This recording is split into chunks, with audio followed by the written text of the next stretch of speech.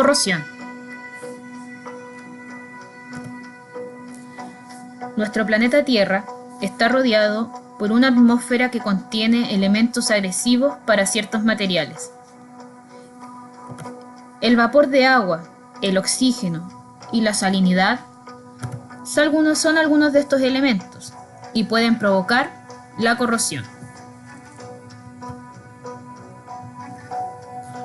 El mundo moderno y la nueva ingeniería debe doblegar los esfuerzos para impedir o minimizar los efectos de esta propiedad en los materiales. Dichos esfuerzos deben estar concentrados en explorar nuevas tecnologías, rediseñar elementos y procesos, así como también incorporar nuevas tecnologías de tratamiento para impedir el deterioro de los materiales. La corrosión se define como el ataque de los elementos abrasivos del medio ambiente capaces de causar un deterioro lento en la superficie de un determinado material. La corrosión no solo se manifiesta en materiales metálicos, sino que también en otros tipos de estructuras. Proceso de corrosión. La corrosión se puede expresar en dos procesos. El primero de ellos es la oxidación directa o oxidación química, en la cual se combinan los átomos metálicos con los átomos de las sustancias abrasivas.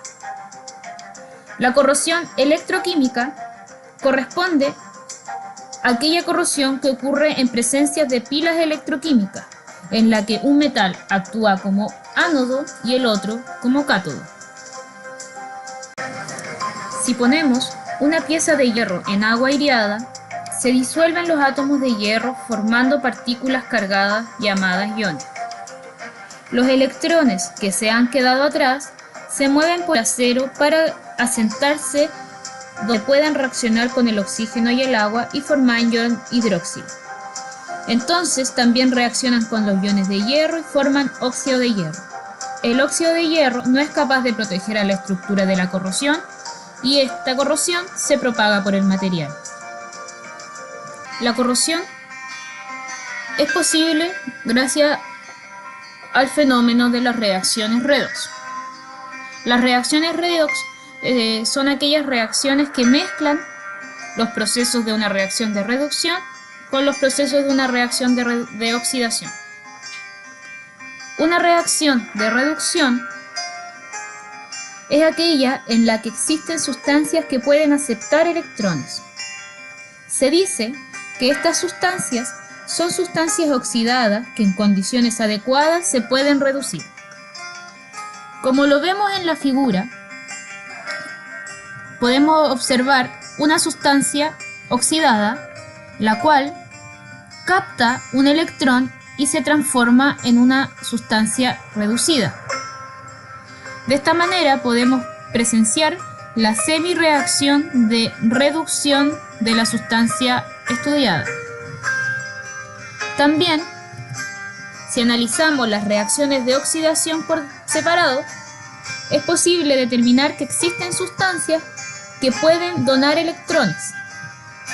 Estas son sustancias reducidas que en condiciones adecuadas se pueden oxidar. Según el gráfico, podemos observar cómo una sustancia es capaz de donar un electrón a otra, oxidándola. Finalmente, podemos visualizar la semireacción de oxidación. Ahora, si mezclamos ambas reacciones, es posible visualizar las reacciones redox. Una reacción redox es aquella en donde las sustancias con capacidad de aceptar y donar electrones tienen dos formas interconvertibles, es decir, una acepta electrones mientras que la otra los dona, tal como podemos observar en este gráfico. Un electrón es donado hacia una oxidada, mientras que esta oxidada es capaz de repartir su electrón a una zona reducida. El oxidante es el reactivo capaz de provocar un proceso de oxidación por su tendencia a captar electrones.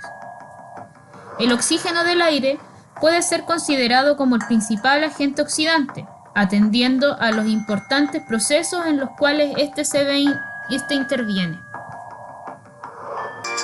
Para comprender de forma práctica las reacciones redox, realizaremos un pequeño experimento.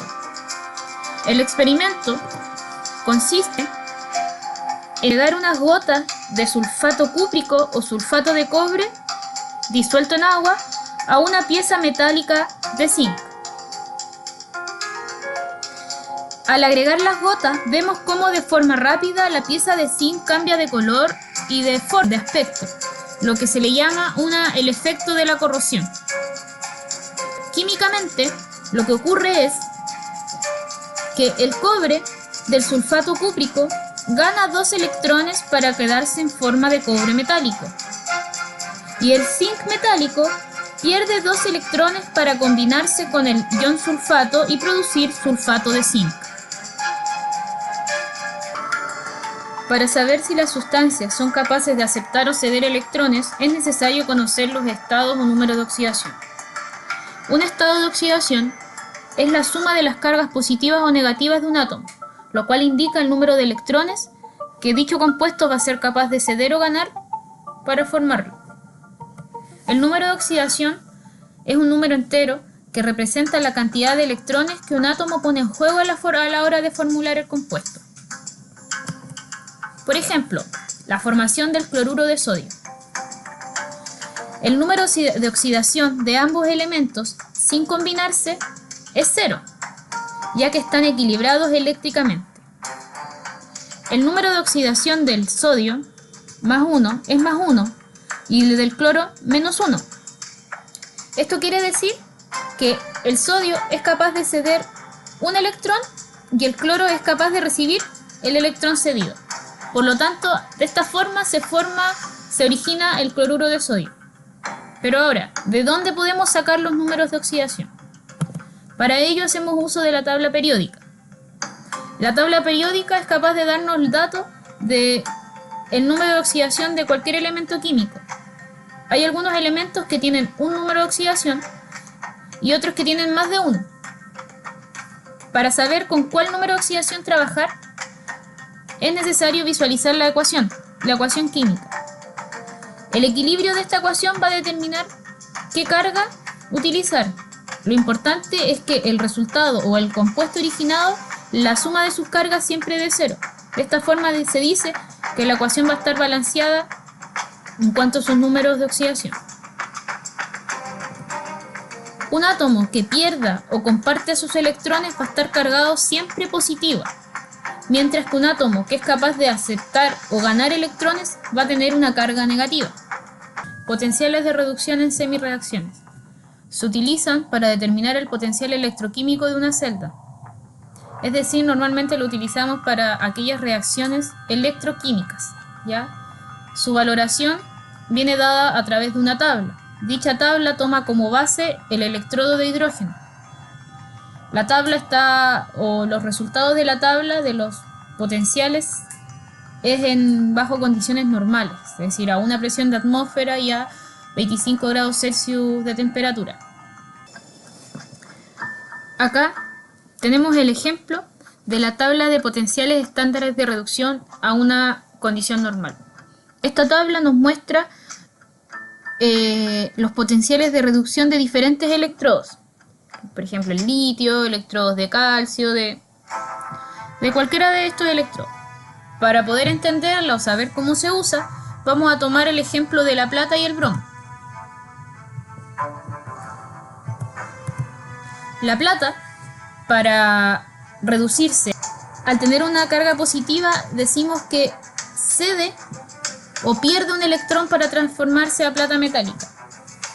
En este proceso nos mide un potencial de reducción de 0,8 volts.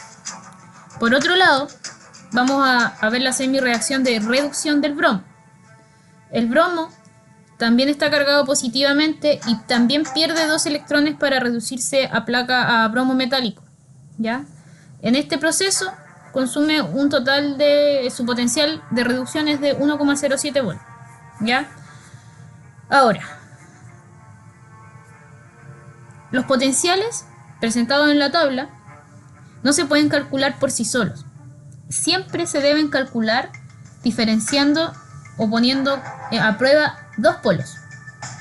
Para entender esto, nos vamos a imaginar que existe un ensayo de celdas galvánicas y queremos ver el potencial de oxidación y de reducción. Queremos saber cuál es cuál, porque no está marcado ni tampoco existe una, no sé, una oxidación tan aparente como para saber cuál es el ánodo y cuál va a ser el cátodo. Entonces, ¿cómo lo hacemos? Pero sí tenemos los datos de los potenciales de reducción, ¿ya? Y de los componentes del ensayo. Como podemos ver, el potencial de reducción del bromo es mucho más alto que el potencial de reducción de la plata. Por lo tanto, si comparamos ambas semireacciones, vamos a decir que solo el bromo va a corresponder a la semireacción de reducción, mientras que la plata va a ser la semireacción de oxidación. Ya todo esto es bajo en el escenario de tener un ensayo de celda galvánica y no sepamos cuál es cuál. La ecuación de Nernst es útil para hallar el potencial de reducción en los electrodos en condiciones diferentes a las estándares, recordando que las condiciones estándar es de una concentración de 1 mol, 1 atmósfera y 25 grados Celsius. El potencial de celda entonces sería el potencial de celda en condiciones estándar menos R, que es la constante de los gases, T, que es la temperatura ambiente que se está dando la reacción, dividida en N, que son la cantidad de electrones transportados, por la constante de Faraday, todo esto multiplicado por el logaritmo natural de Q. Si reemplazáramos los datos de las constantes, y si tuviéramos una temperatura de 25 grados Celsius, reemplazaríamos la constante R, que serían 8,314 joules, dividido en mol por Kelvin, multiplicado por 298,15 Kelvin, dividido entre N, multiplicado por 96.500 Coulomb, dividido en mol, y todo esto multiplicado por el logaritmo natural de Q. Ahora bien, el logaritmo natural de Q lo podemos convertir en un logaritmo de base 10,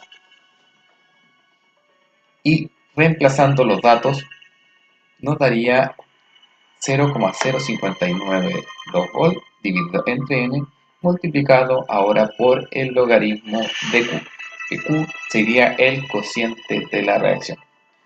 Y así nos quedaría más resumida la ecuación de Nernst. Ejercicios de aplicación. Calcular el potencial de celda para una celda de zinc y cobre cuando el zinc 2 positivo en 1 mol y el cobre 2 positivo en 1 mol a 25 grados Celsius. Nos vamos a las tablas ya tabuladas de las semireacciones y localizamos el cobre y el zinc. Tenemos que el cobre acuoso 2 positivo, cediendo 2 electrones, se debe transformar en cobre sólido, generando una semireacción de 0,337 volt, mientras que el zinc 2 positivo acuoso debe ceder 2 electrones, transformándose en zinc cobre, generando una semireacción de menos 0,763 volt.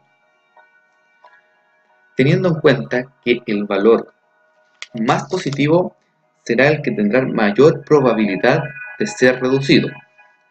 Por ende, entre el cobre y el zinc, el valor más positivo es el valor del cobre.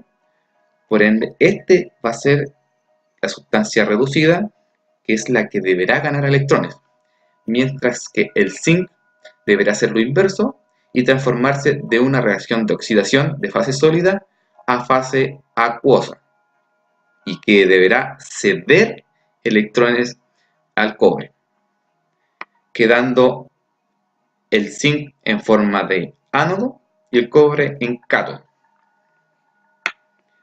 Nos vamos a la fórmula general para calcular el potencial estándar de una celda, y tenemos que es la resta entre el potencial del cátodo y el potencial del ánodo. Como ya fueron sacadas de la tabla los valores de la reducción y la oxidación, lo reemplazamos en la fórmula, quedando un 0,33 volt del cátodo menos, entre paréntesis, menos 0,763 volt del ánodo, generando un delta del potencial de celda de 1,10 volt. Ejercicio de aplicación 2. Calcular el potencial de celda para una celda de zinc y cobre cuando el zinc 2 positivo es de 10 molares y el cobre 2 positivo es de 1 molar a 25 grados Celsius. Tenemos que ahora las concentraciones entre zinc y el cobre variaron, entonces ya no pertenecen a una condición estándar. Recordando que la condición estándar era de 1 molar, 25 grados Celsius, a una presión atmosférica de 1 atmósfera. Ahora, si utilizáramos la ecuación de Nernst, tenemos que el potencial de la celda va a ser igual al potencial de la celda en condiciones estándar menos 0,0592 volt dividido entre n por el logaritmo de Q. Ahora Q en la concentración de los productos del zinc pasaría a ser 10 dividida en la concentración de los reactivos, que sería 1, dándonos un valor de 10.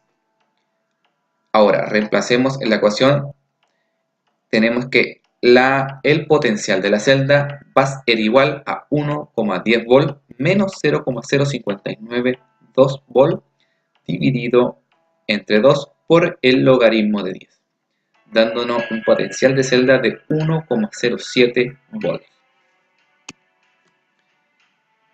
Ahora sí la ecuación de Nernst no funcionó y nos dio un valor distinto, por lo que estas condiciones son no estándar, por lo que es ideal utilizar esta ecuación.